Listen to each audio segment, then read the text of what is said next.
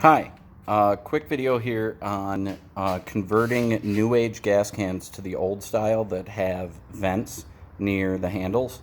The reason you want this is it flows a whole lot better. Um, the federal government decided that these new age cans were going to prevent spillage because it would slow down the flow of the can. Probably the dumbest idea. The government has come up with a lot of dumb ideas. This is especially dumb because, in my experience, this actually causes spillage, mostly when you're refilling the can, because the can billows up a lot faster without a vent for the free air to go through while you're filling the can. Anyway, I think it's better to have the old style vent kind. You can convert new style to the old style, and here's how. You can see these cans that I have right here and these spouts that are off of them. You can get these conversion kits online that come with that, as well as the vent. Now, the main reason I'm making this video, you could easily Google that, that's fine. What I found is that the hole that you drill is never going to be precise enough to just cleanly pop it in and never need any adhesive to hold the vent in place. If you look at this can, which was kind of my test case, you'll see some adhesive around the edges. This was a pure trial and error process myself. First thing I tried was Gorilla Glue. Didn't work. Gorilla Glue is great stuff. I use it on a lot of other stuff. But for whatever reason, two different plastics, it just doesn't hold it together nicely. I even tried caulk, silicone caulk.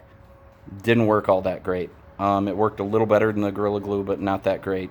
When some other cans that I've done that to lose the caulk, I'll end up replacing it with none other than what I randomly thought of while fixing one of my boys' play shoes is just a tube of shoe goo.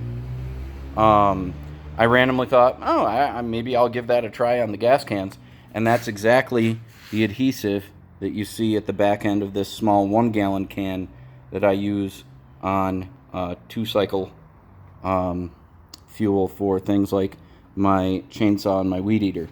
I'm sorry for the quality of video here, or lack thereof. I'm doing this, myself. So I actually just did my 2 diesel cans, and it's still curing. You're going to want to give this like 24 hours.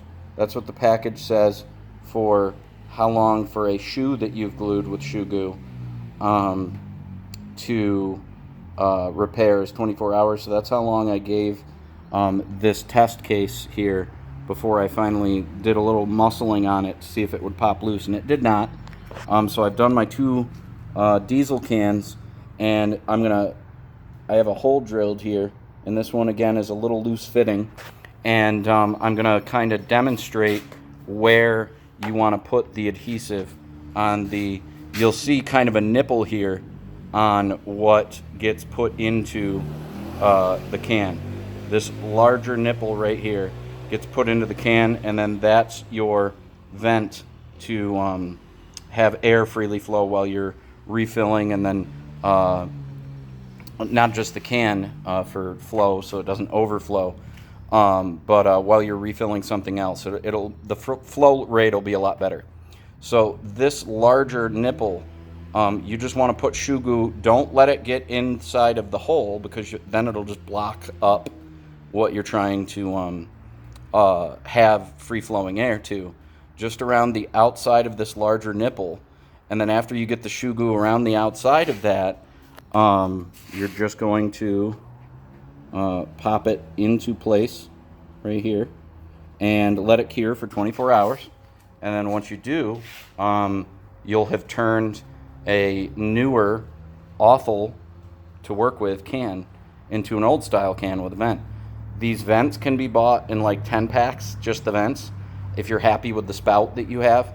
A lot of these new ones have really awful spouts too, and that's where I would recommend one of these conversion kits. You'll see twine there. I actually attach twine to the cap so that when I unscrew the cap, it doesn't drop away and go some random place. I liked them. I bought them for almost all of my gas cans. And then I had a few gas cans that were still the old style, that I even converted the old telescoping spouts to these new flexi spouts with the screw top ends. They're really nice.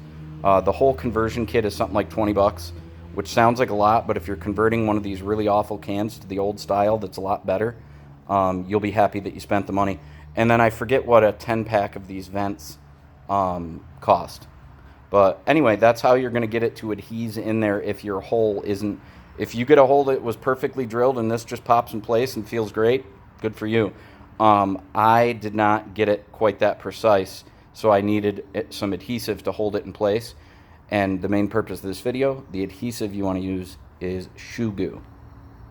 Good luck.